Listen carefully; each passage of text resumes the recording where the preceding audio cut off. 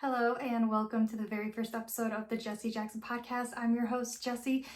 Today I want to get started on stop planning and start living your best life. So for the past many months or so, I realized three things. Planning isn't living.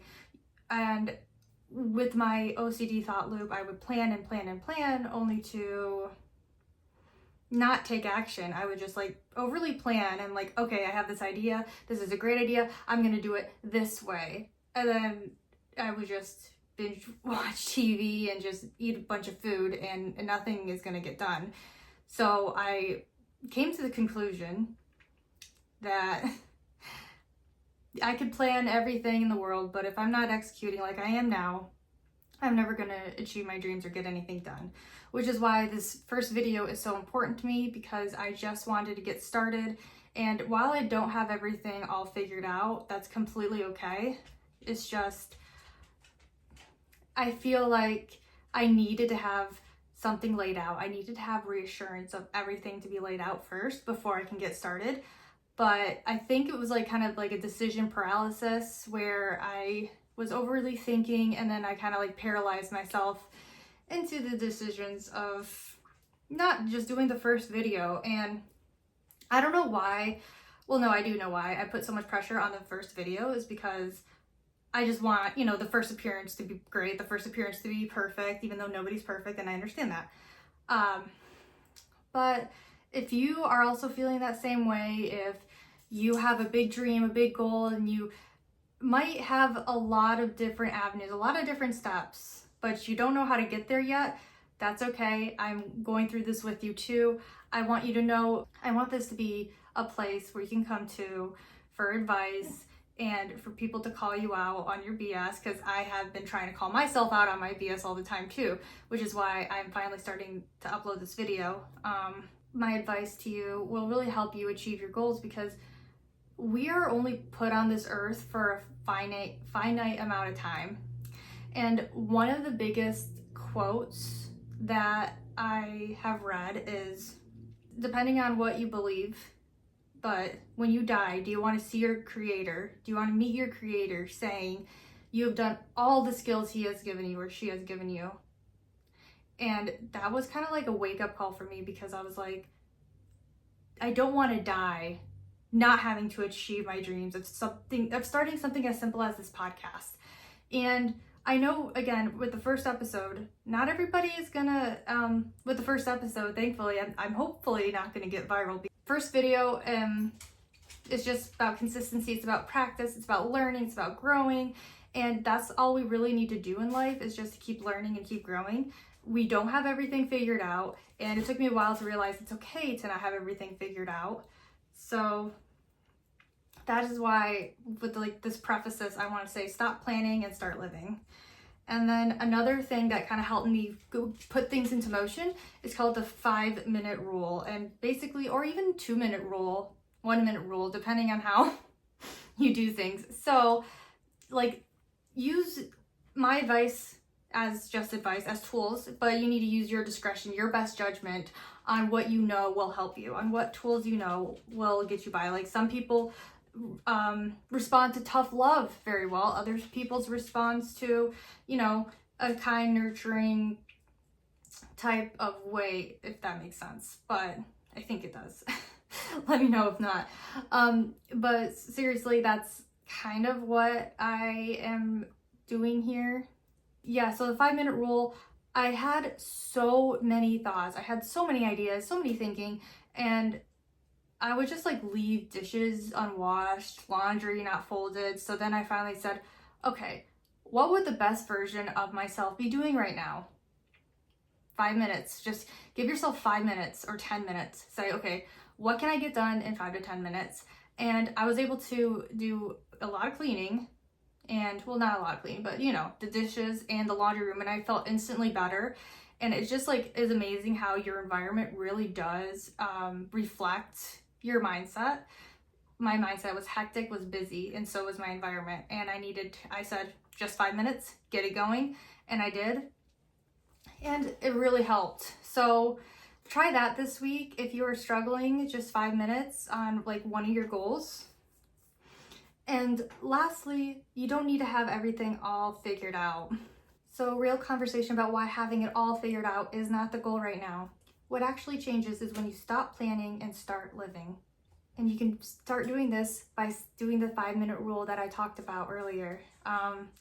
Because sometimes, well, for me especially, if people like throw all these tasks at me that I throw on myself, honestly, then I will just kind of, it's hard to say. I would just kind of like just be paralyzed by the decisions. I wouldn't want to move. I don't want to do anything because I'm just like freaking out that I have to get all this done right here, right now, when that is not the case. That is not the point. So the point is to trust yourself enough where you can take a simple 5 to 10 minutes and you slowly build your trust up from there.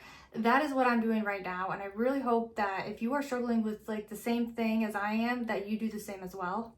So if OCD is also trying to stop you from your goals, I am here for you. I want to help you out in the best way I can, or best way I know possible, because everybody can use support. Everybody needs support at one point in their life or another. And there's nothing wrong with that, obviously. So I really hope that people who come on my podcasts can take away a lot of good advice, a lot of different reflection ideas. So I want to take you through a personal journey that I have been living in through years and condense it into one episode. So there are like 2 to 3 types of people in the world. One that responds better to knock it off and get going on your goals. That is one method of trying to help people. But again, use your discretion. If that works for you, take it and run. If it doesn't, then go on to the next advice I'm about to say. What will your ideal self be like? How would you wake up to your ideal self right now? It could be as simple as coffee and reading, journaling. Maybe you want to start journaling. Well, what about you, like in Atomic Habits? If you have coffee every morning, then pair it with a journal and just write it down. Just write 1 sentence, because you just want to show up. You want to get the habit going. Like for my Pilates, I was not feeling like doing Pilates at all, and I started like a 20-minute video. I did not even finish the whole thing because I was like, I'm exhausted. This is not for me right now, and that is completely okay. You just need to show up. That is like the first month or 2. Just show up. Build a consistency, build a habit, and then eventually you're like, well, I might as well work out. I'm at the gym. So all this to say, tonight I want you to make a promise with yourself. Starting tonight, you are going to become the person you want to be. And I'm going to be with you too. I am going to start my skincare routine again. So yeah, just get started. I feel, and maybe you guys too, like all the wasted days kind of haunt me. Like I could have done this earlier, but I didn't.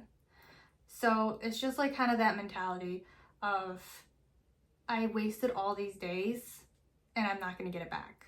Time is such a valuable resource, and I took advantage of it by being lazy and being like paralyzed by indecision. So I'm gonna try to stop that. I am gonna stop that, and I'm gonna move forward with life. Move how I want to live it. Be more intentional with your life.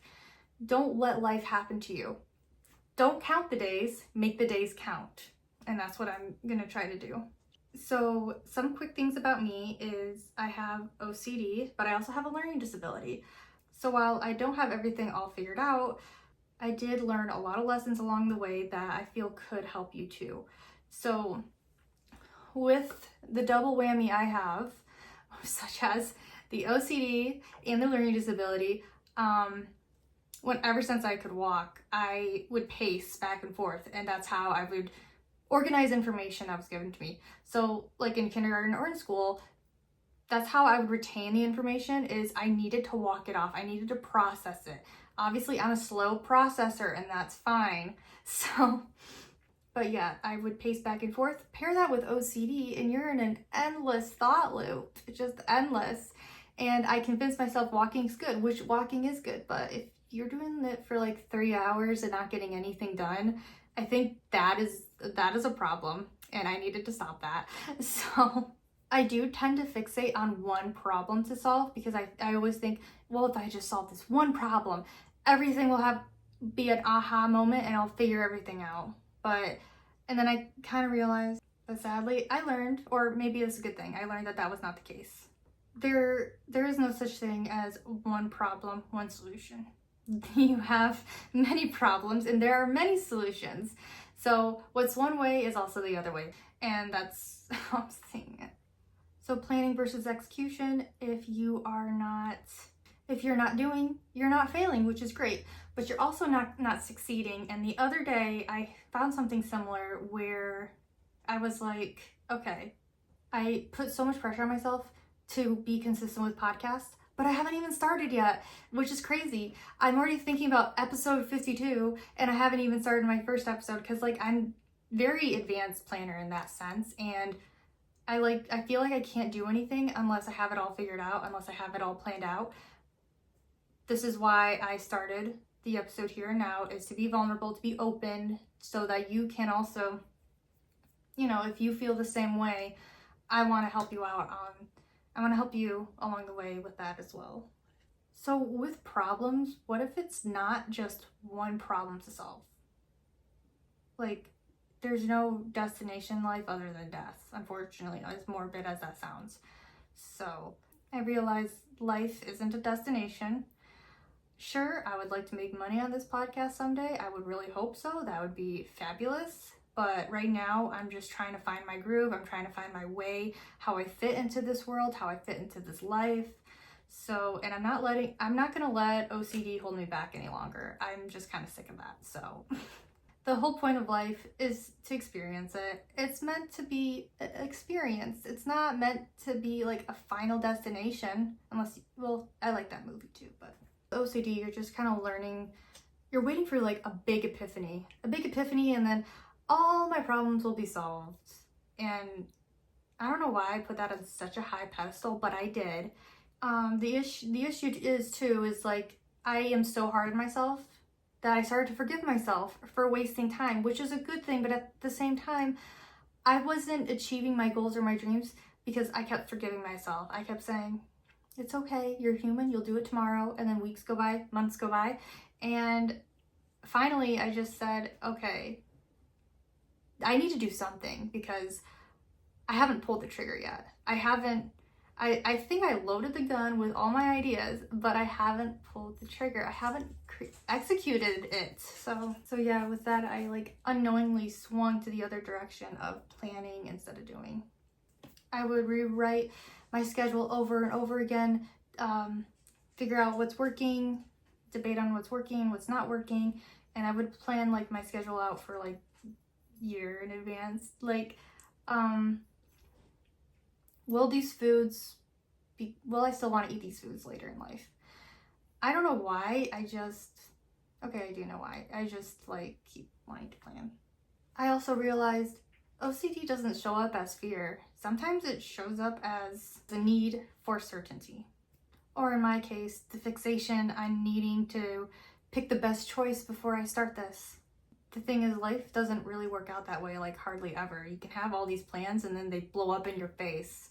And I think I've obviously been putting so much pressure on myself to plan correctly that I just never follow through with it. Now I am. This is proof that I'm finally following through with it, because I just don't want to live in that headspace anymore of not executing, because it's always been bothering me. So what helped me was shrinking my focus. Like I said earlier, 5-minute rule, 10-minute rule. I needed to shrink my focus and just focus on the week ahead instead of months and months and months ahead, and then shrink it to the day ahead, like today. Not what should I do with my life, what is my perfect morning routine, but what would my ideal self do? Something I could get done in the next 5 minutes would be her. So 5-minute rule, and then 10 minutes because I wanted to keep going. I wanted to keep cleaning. Once you start, I did want to keep the momentum going. So finally, the dishes got done, the laundry got folded, and the toys got picked out. The table got straightened out from my corgi's daily Zoomy runs. And strangely enough, those tiny actions gave me more clarity than hours of overthinking ever did. I've learned that action creates clarity far more than clarity creates action.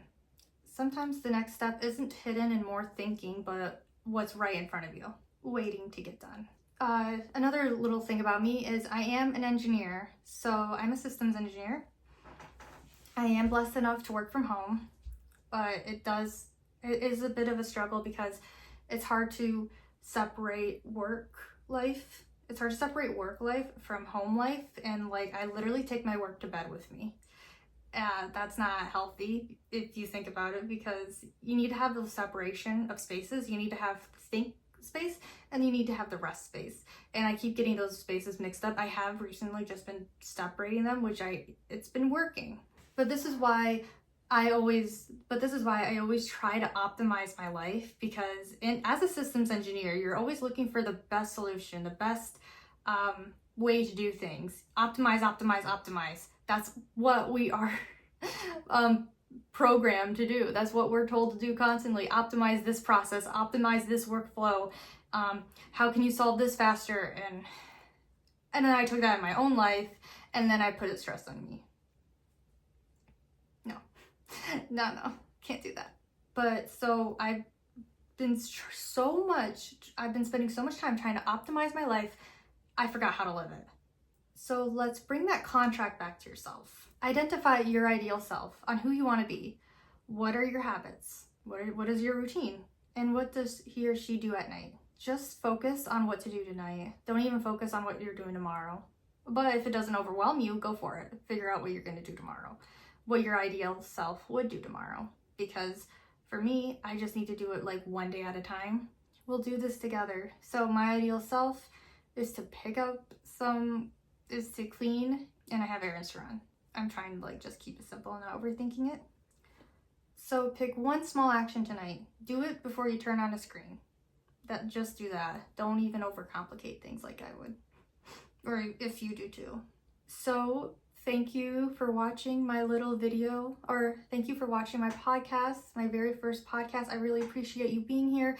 And well, if you made it all the way to the end, I want to know, what is your biggest mental health struggle? What is like something that you haven't been able to get over that doesn't make any sense? It's like an invisible wall is in front of you and you're trying to pass through that invisible wall.